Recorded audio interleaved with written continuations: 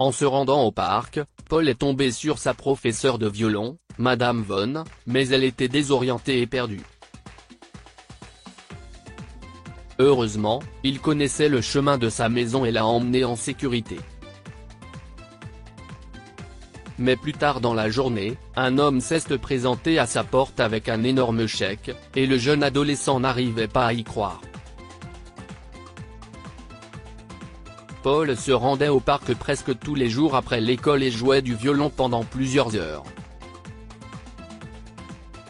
Il posait généralement son étui à violon sur le sol, au cas où un passant lui offrirait de la monnaie.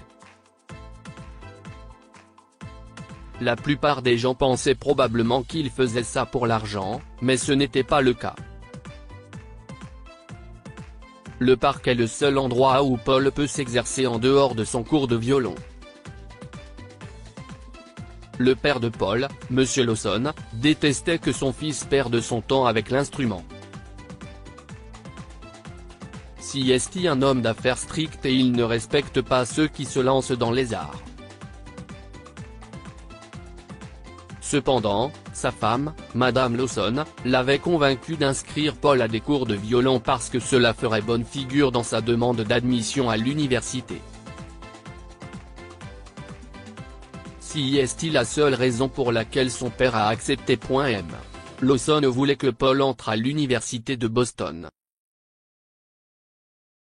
Mais l'homme âgé sait qu'il est devenu assez difficile pour quiconque, même pour les enfants des anciens élèves, d'y entrer.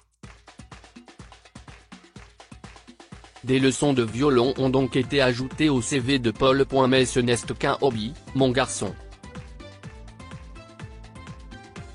Tu iras à l'école de commerce, lui a prévenu M. Lawson le jour où ils ont acheté l'instrument. Au début, Paul accepte les exigences de son père, mais après seulement quelques leçons, il tombe amoureux et sait qu'il veut devenir un violoniste de concert.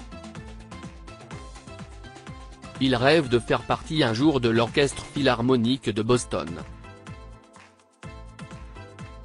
D'ailleurs, sa professeure, Madame Von, lui dit qu'il a un don. Elle l'encourage à jouer autant que possible, pour qu'un jour son rêve se réalisera. Toutefois, son père ne lui permet pas de s'entraîner à la maison, alors l'adolescent commence à le faire au parc. Ce furent les meilleurs jours. Il est devenu un artiste et pas seulement un étudiant jouant au parc. La foule l'acclamait, et c'était un sentiment enivrant. De plus, les gens ont commencé à lui laisser de la monnaie à chaque fois qu'il terminait une chanson. C'était exaltant de gagner de l'argent avec un violon, même si ce n'était pas dans un cadre professionnel. Paul a commencé à économiser son argent et a acheté un joli bracelet pour sa mère. Où as-tu trouvé l'argent pour ça, mon garçon ? A demandé M. Lawson, en fronçant les sourcils. Je travaille à la pizzeria après l'école ou plus tard si j'ai cours de violon. Je fais la vaisselle et parfois je livre des pizzas si ce n'est pas trop loin, a expliqué Paul à son père. M. Lawson bredouilla mais hocha la tête. Bien. Si est bien. Si est important d'apprendre tout ce qu'il faut savoir sur le fait d'être au bas de l'échelle avant de créer sa propre entreprise un jour. Continue comme ça, dit-il, l'air fier de son fils. Après cela, il ne s'est jamais demandé ce que Paul faisait après l'école, pensant qu'il était en train de travailler. Mais un jour, la vie du jeune garçon a radicalement changé. Madame Von, que faites-vous ici ? A demandé Paul à sa professeure de violon après l'avoir aperçu errant dans le parc. Le parc Medal of Honor était à quelques rues de sa maison, où il prenait des leçons de violon. Il n'avait pas cours ce jour-là, mais c'était quand même agréable de voir sa professeure dehors. Peut-être qu'elle voulait le voir jouer là-bas. Mais la femme plus âgée s'est retournée et l'a regardé attentivement. « Qui es-tu ? demande-t-elle, en posant un doigt sur sa tempe et en clignant des yeux sur lui. Paul est décontenancé. Cela faisait des mois que Madame Von avait commencé à lui donner des leçons privées de violon. Comment a-t-elle pu m'oublier ? S'est-il demandé, mais l'adolescent a alors réalisé que la femme âgée était désorientée. Je m'appelle Paul, Madame Von. Je suis votre élève de violon. Vous vous souvenez de moi ? Ah, oui, Paul. Bien sûr. Tu vas bientôt être dans le Philharmonique, répondit Madame Von en hochant la tête. Il semblait qu'elle se souvenait de lui, mais Paul pensait qu'elle était encore confuse. Laissez-moi vous accompagner jusqu'à votre maison, Madame Von. Je connais le chemin, proposa Paul en lui tendant le bras. Elle acquiesça et l'attrapa fermement. Paul l'a accompagnée chez elle. Puis une femme d'une trentaine d'années en sort précipitamment. Madame Von. Où étiez-vous ? demande-t-elle. Je suis là maintenant, Linda. Ne t'inquiète pas, a répondu Madame Von qui est rentrée à l'intérieur comme si rien ne s'était passé. Linda a regardé Paul en haussant les sourcils, et l'adolescent lui a tout raconté. Je crains que ma belle-mère ne perde certaines de ses facultés. Mais ne t'inquiète pas, petit, ses talents de violoniste sont toujours parfaits, dit Linda en le remerciant de l'avoir ramené à la maison. Paul retourne au parc, joue pendant quelques heures et rentre chez lui. Il espère que Madame Von sera en forme pour leur leçon du lendemain. Après le dîner, il s'est assis avec ses parents pour regarder la télévision pendant un moment quand on a frappé à la porte. Monsieur Lawson s'est levé de sa chaise et a ouvert la porte pour découvrir un homme dans un costume coûteux debout à l'extérieur. « Oui ?» a demandé le père de Paul à l'étranger avec confusion. « Bonsoir, monsieur. Je suis Eric Von. Si est ici que vit Paul Lawson ? Si est un des élèves de violon de ma mère ?» a demandé l'homme. « Oui, je suis le père de Paul. Qu'est-ce ce qui se passe ? A-t-il fait quelque chose ? » a demandé M. Lawson, puis il s'est retourné pour appeler Paul. « Oh, non, monsieur. Il n'a rien fait de mal. Je voulais le remercier. Ma mère a quitté la maison et s'est apparemment perdue dans le parc.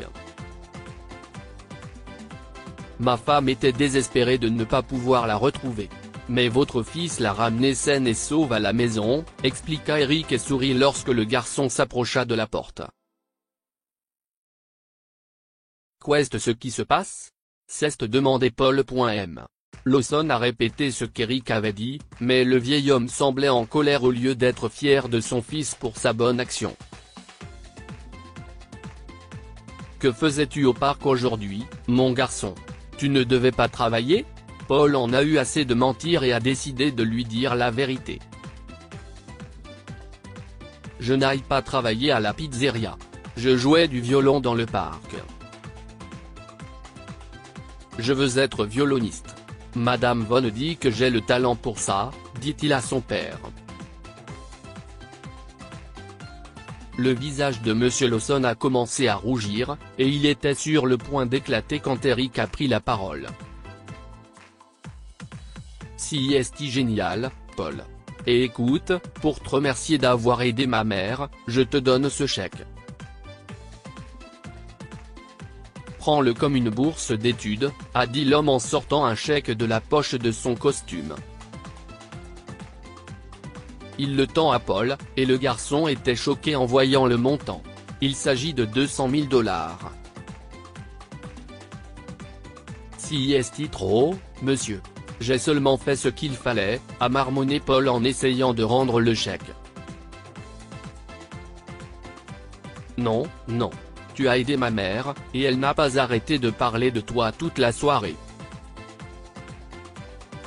Je savais que je devais faire quelque chose pour toi. Alors, voilà, dit Eric en souriant à l'adolescent. Aussi, si jamais tu en as besoin, j'ai quelques contacts avec le Philharmonique. Je pourrais être en mesure de t'obtenir un entretien ou peut-être un apprentissage. Je ne suis pas sûr de savoir comment cela fonctionne, mais je pourrais t'aider plus tard. Merci, monsieur. Point de rien. Ne rate pas tes leçons de violon, petit. Monsieur, vous pouvez être fier de votre fils. Passez une bonne soirée, tout le monde, a dit Eric avant de retourner dans sa voiture. Monsieur Lawson est resté sans voix sur le seuil de la porte. Pendant ce temps, Madame Lawson s'est approchée et a embrassé Paul avec joie. Elle a dit à son fils qu'il irait à la banque le lendemain pour déposer le chèque et le garder en sécurité pour ses études universitaires. Pendant un certain temps, Monsieur Lawson n'est pas heureux à l'idée que Paul devienne un violoniste professionnel, mais il finit par se raviser. Lorsque son fils a été accepté au Berklee College of Music pendant sa dernière année d'études, il a applaudi tout autant que sa femme. Et bien des années plus tard, après une tonne de travail, de pratique et de dévouement, Paul est admis au Boston Philharmonic. Madame Von n'était pas là pour assister à sa première représentation, mais son fils et sa femme l'étaient. Ils se sont assis à côté de ses parents. Que pouvons-nous apprendre de cette histoire? Poursuivez vos rêves, quoi qu'il arrive. Certains parents attendent beaucoup de leurs enfants. Mais ils doivent leur permettre de poursuivre leurs propres désirs, car si est leur vie. Aider une personne dans le besoin peut changer votre vie.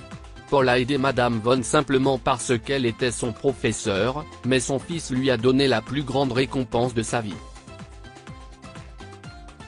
Partagez cette histoire avec vos amis. Elle pourrait égayer leur journée et les inspirer. Lire aussi, une vieille dame héberge une SDF et trouve un sac plein d'argent à son départ, histoire du jour. Cette histoire est inspirée par l'histoire d'un de nos lecteurs et écrite par un rédacteur professionnel. Toute ressemblance avec de véritables noms ou lieux est une pure coïncidence. Toutes les images sont utilisées uniquement à des fins d'illustration. Partagez votre histoire avec nous. Elle changera peut-être la vie de quelqu'un. Si vous souhaitez partager votre histoire, envoyez-nous un mail à info@amomama.com. Abonnez-vous à Amomama sur Google News.